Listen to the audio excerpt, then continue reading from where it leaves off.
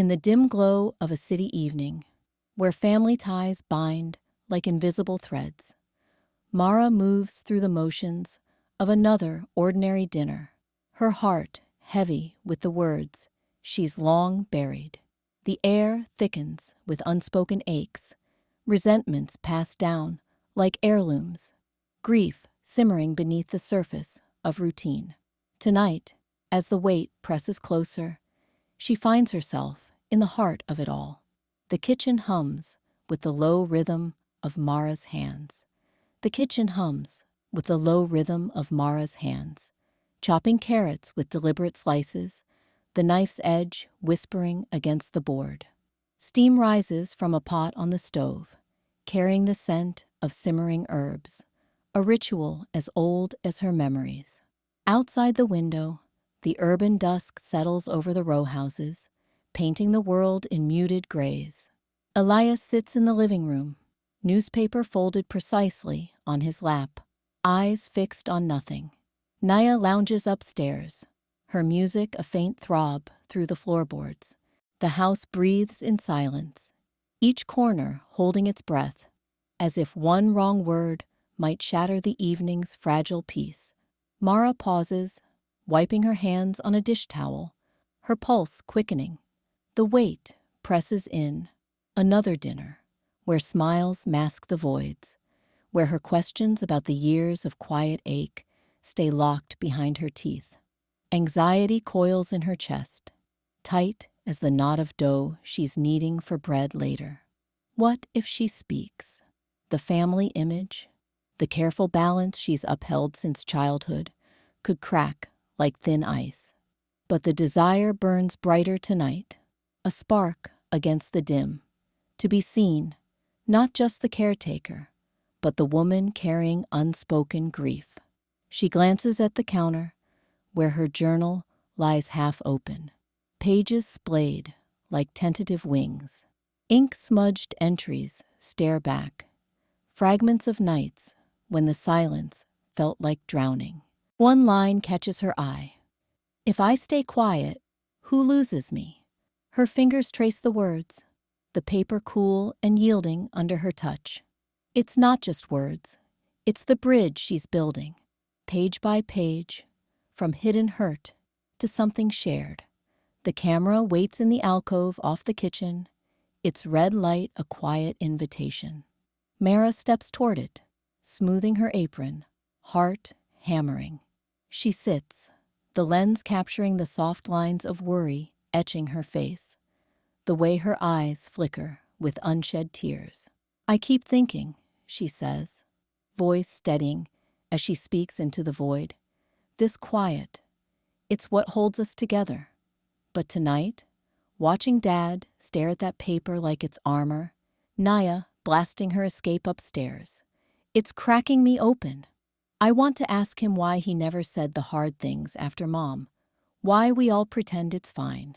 The fear's there, twisting my gut, but what if opening this doesn't break us? What if it lets us breathe?" Her breath evens, anxiety ebbing into a quiet resolve. She closes the journal, tucking it under her arm like a talisman. Back to the stove, the carrots sizzle in the pan, the small acts weaving toward something larger. A revelation simmering just beneath the surface. The silence still cloaks the house, but now it feels thinner, laced with possibility. What worlds might shift if she dares to voice the hidden? Later that evening, the dining room glows under the soft flicker of candles, their flames dancing like hesitant confessions on the polished oak table. Mara sits poised, fork midway to her mouth, the steam from her untouched plate curling upward like unspoken words. Elias, her father, hunches at the head, his broad shoulders a barrier against the world, methodically slicing into his roast without a glance up. His silence isn't empty. It's a fortress, built brick by brick over years of providing without presence. Naya bursts in first, her voice slicing the quiet like a shard of glass. "Dad, You should have seen the protest today. People actually listening for once, not just nodding along like zombies. She leans forward, eyes bright with the fire of her latest cause, waving her spoon for emphasis. Elias grunts, a low rumble that could be agreement or dismissal, and nods vaguely toward his plate. Naya barrels on, undeterred. I mean, if we don't speak up now, who will? Remember that time in the park when, "Pass the potatoes," Elias mutters, his voice gravelly, cutting her off mid-sentence. Nia's cheeks flush, but she slides the bowl over with a forced smile, her rebellion simmering just below the surface. Mara watches it all, her chest tightening like a coiled spring. Anxiety gnaws at her edges, the familiar dread of this ritual, where words skitter across the table but never land. She wants to interject, to bridge the gap with something light, something safe, but her throat closes around it. Instead, she grips her napkin, knuckles whitening, as the tension coils inward. Between bites, the air shimmers. Old photographs flicker in her mind's eye, unbidden intrusions from the album tucked away in the sideboard. A snapshot of them as girls, Mara and Nia giggling on Elias's shoulders during a long-ago picnic, his face stern even then, the sun casting shadows that hid the cracks. Another, the family Christmas, candles just like these illuminating forced smiles, the absence of their mother a ghost in every frame. The images press on Mara, heavy as the silverware clinking softly, urging her to speak, to shatter the veneer. But she holds back, her silence shifting from passive habit to deliberate guard. A dam against the flood. Naya's voice rises again, challenging. "Dad, what do you think?" Silence won't fix anything. Elias pauses, fork hovering, his eyes finally lifting. Dark pools, reflecting the candlelight, flickering with something unspoken. The flames waver gently, casting warm halos that promise comfort, but veil the chill beneath. Mara feels the shift inside her, anxiety hardening into tense readiness. Her pulse a quiet drumbeat. Will the truth stay buried under this smoothly burning light? Or will it finally flicker free? The meal drags on, the candles burning lower, their wax pooling like unshed tears. In the days that follow, Mara seeks guidance elsewhere, beginning with a session at the nearby therapy center. The therapy room hummed with the soft click of a recorder, its red light steady like a watchful eye. Mara sat across from Dr. Camilo Reyes, her fingers twisting the frayed edge of her journal, pages splayed open on her lap like confessions waiting to spill. The air felt thick, laced with the faint scent of chamomile tea, cooling untouched on the side table. She stared at the inked words, fragments of nights when resentment clawed at her chest, unspoken during family dinners where she played the flawless daughter. "I keep trying to be perfect," Mara said, her voice a tight thread, eyes flicking to the window where afternoon light filtered through blinds. "It's like, if I let the cracks show, everything shatters. The dinners, the smiles, Dad's quiet nods of approval. It's all holding on this illusion that we're okay. But underneath, I'm screaming, and no one hears because I won't let them." Dr. Reyes leaned forward slightly, his expression a calm anchor amid her storm.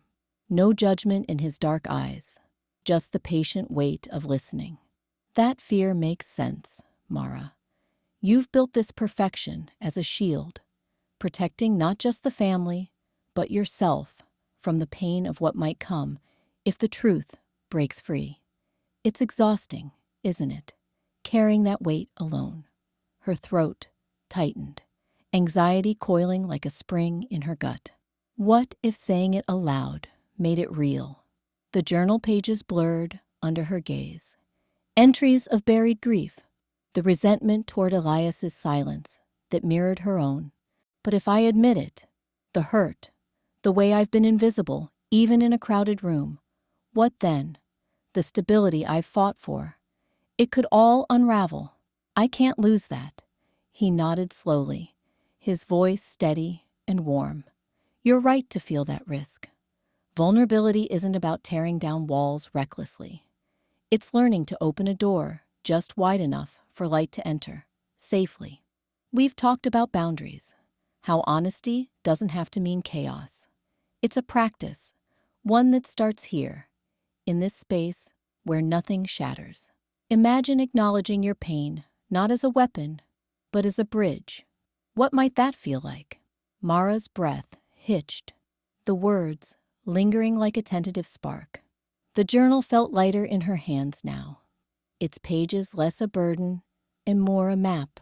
Anxiety still whispered at the edges, but a sliver of hope flickered. Could this be safe? Could speaking the hidden parts mend rather than break? She closed the book gently, the question hanging unspoken between them, as the session's quiet promise settled in. That night, alone in the quiet house, Mara turns to her journal once more.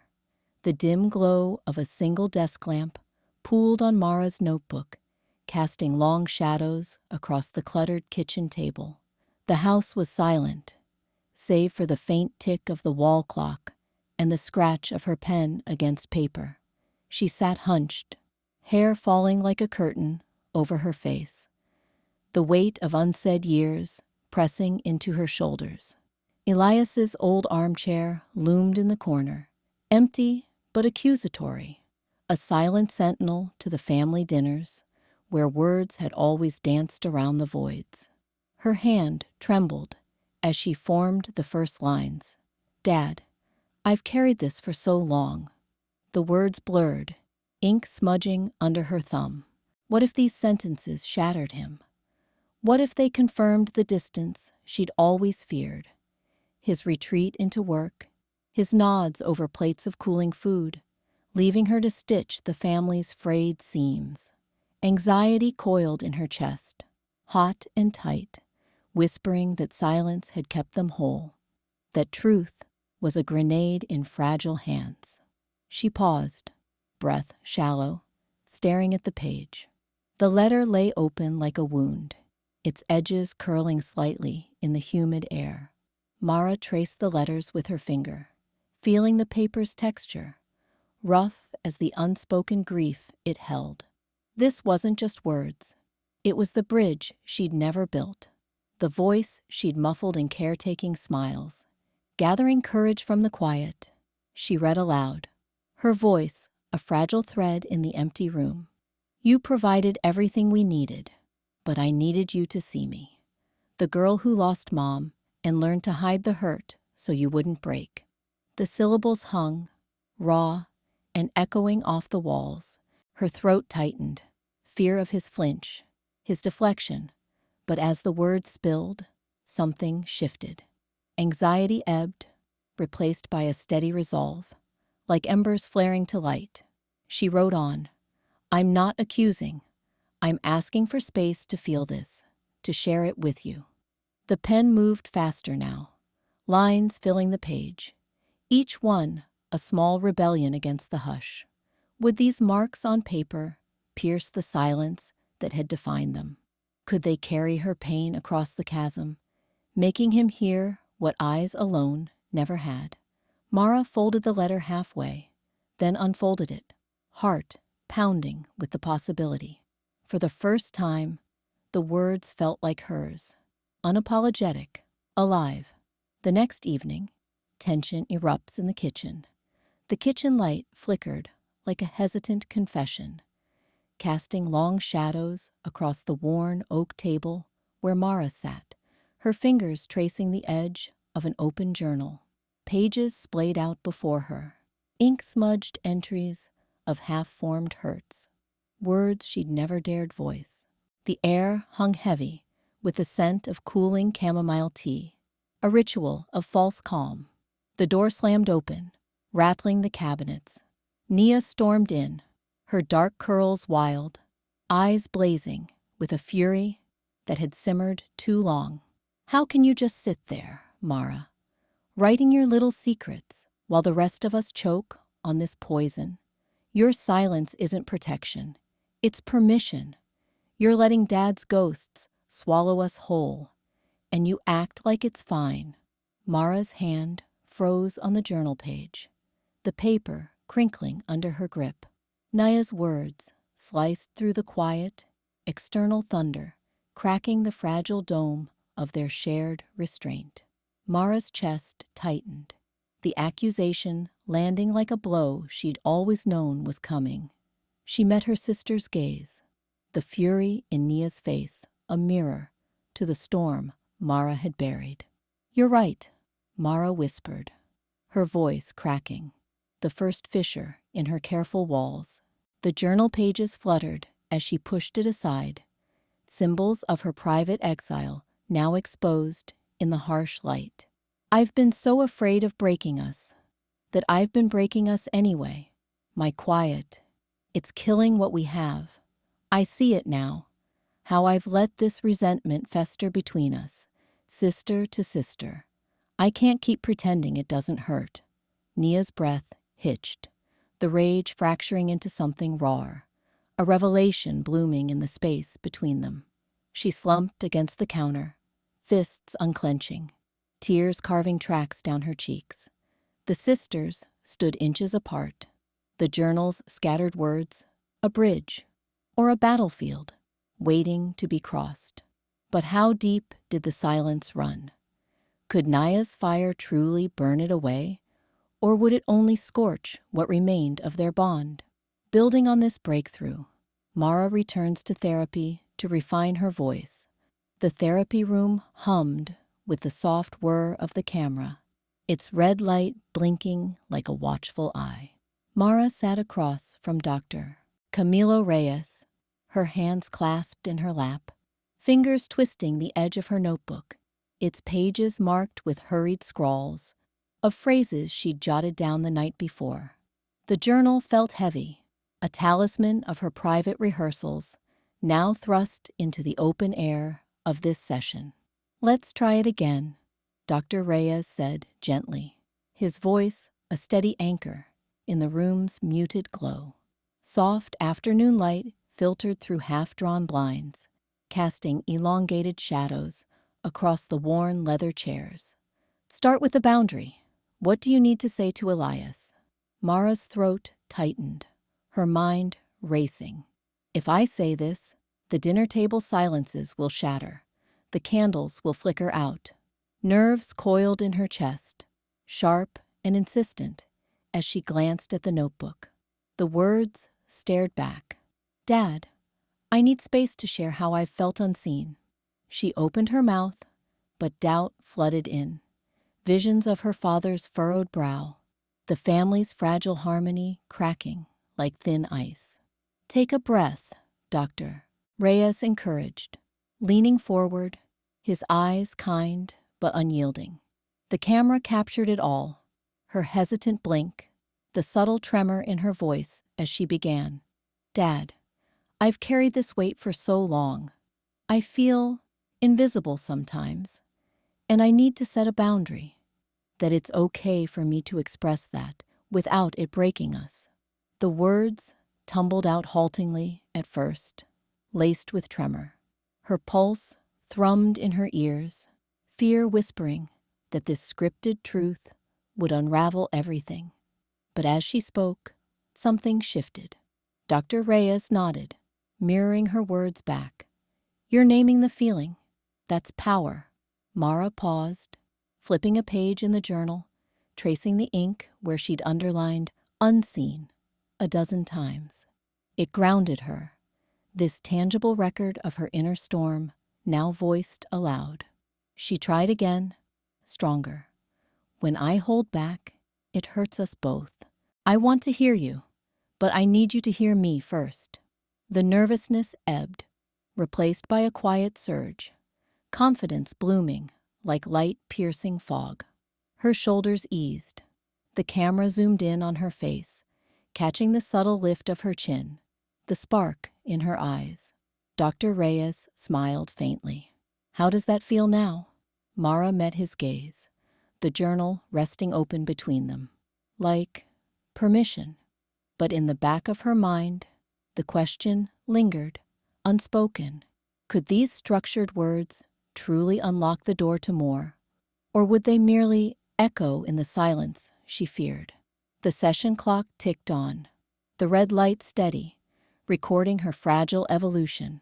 Emboldened, yet still uncertain, Mara chooses the next dinner for the confrontation. The dining room glowed softly under the flicker of candles, their flames dancing like hesitant confessions on the polished oak table. Mara sat across from Elias, the air thick with the scent of cooling roast and unspoken years. Her hands trembled as she set down her fork, the clink echoing louder than it should.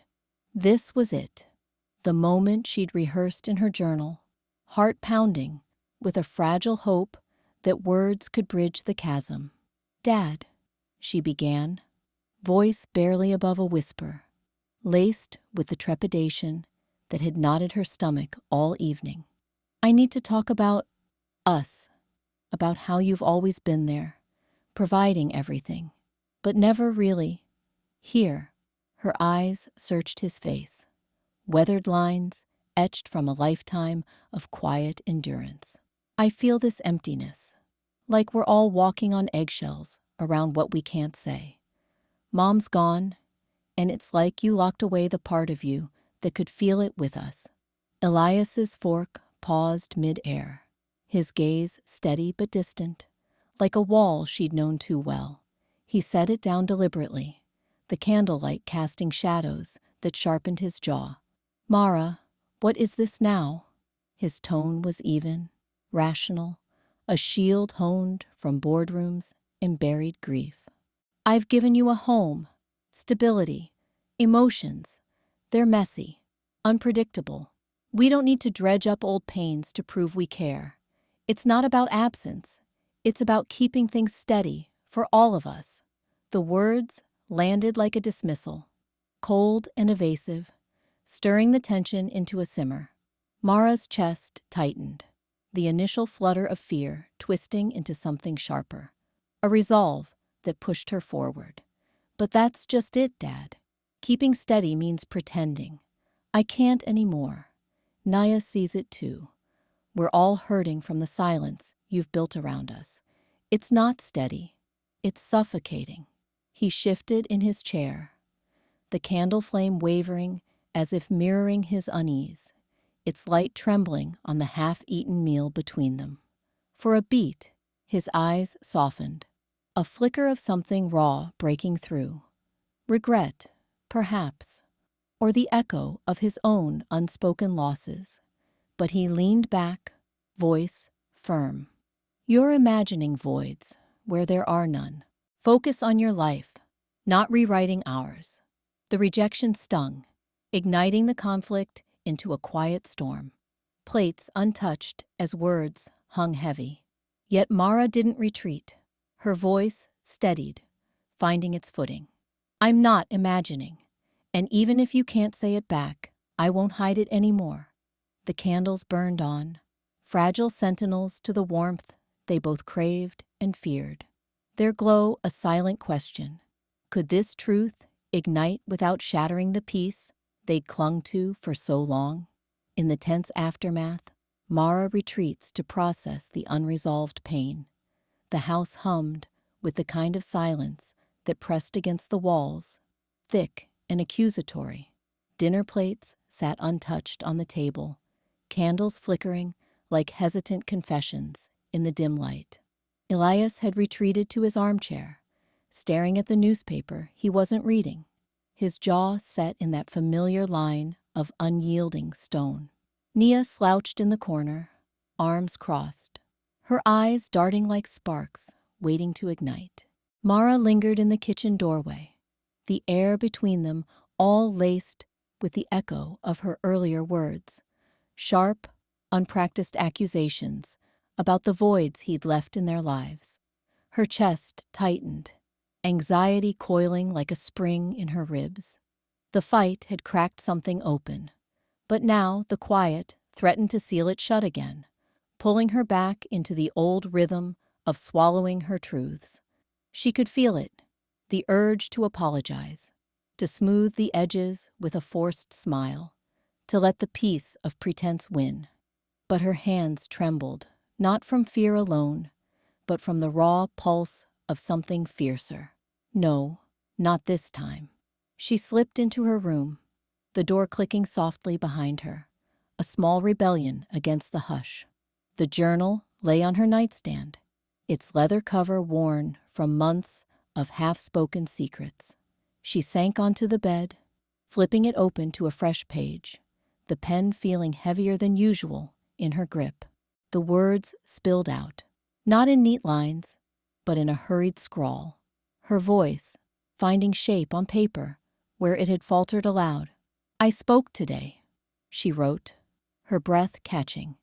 "And the world didn't end. Your silence, Dad. It's not protection.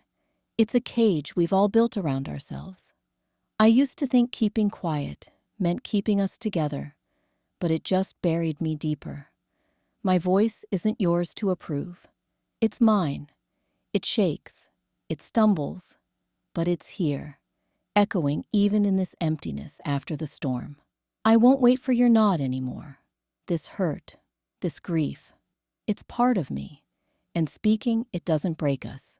It might just let us breathe." As the ink dried, the anxiety ebbed, replaced by a quiet resolve that steadied her pulse. The journal snapped shut, a punctuation to her private declaration. Down the hall, the silence still lingered, brittle now, like glass veined with cracks.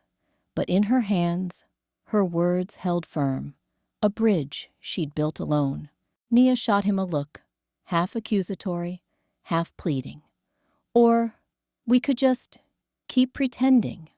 Mara's heart thudded, the conflict raw in her throat. She wanted this, needed it, but the fear of shattering their fragile peace clawed at her. Still, she reached for the box of candles on the side table, the ones she'd arranged along the wall behind them, transforming the blank space into a makeshift memory wall.